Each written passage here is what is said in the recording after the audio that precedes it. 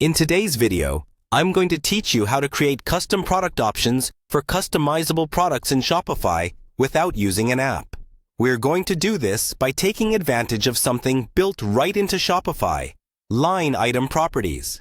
These let your customers type in details, like a name to engrave or special instructions, directly on the product page. Then, those details are passed along to you with the order, so you know exactly how to customize each item. To follow along, make sure you're logged into your Shopify admin and that you already have at least one product created that you want to make customizable. You'll also want to be using an Online Store 2.0 theme, or at least be comfortable editing a theme file. We'll start by opening the theme editor. In your Shopify admin, go to Online Store, then Themes, and click Customize on your current theme. Once the editor loads, navigate to the product page template you want to modify. Usually, you can do this from the top drop-down by choosing Products, then Default Product, or the specific template your product uses. Next, we need to add a custom field where customers can enter their personalization. In most modern themes, you'll find a section or block for the product form. If your theme supports it, look for a block type like Custom Liquid or similar.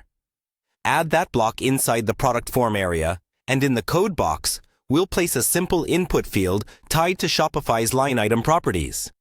A basic example would be an input for something like name to engrave. The important part is the name attribute, which should follow the format properties, name to engrave.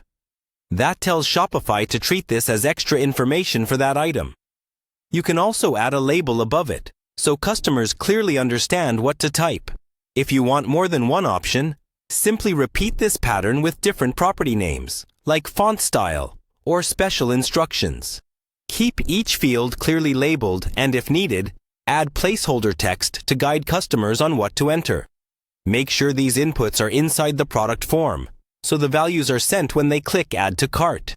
Once you've added your fields, save the changes and test the product page on your storefront.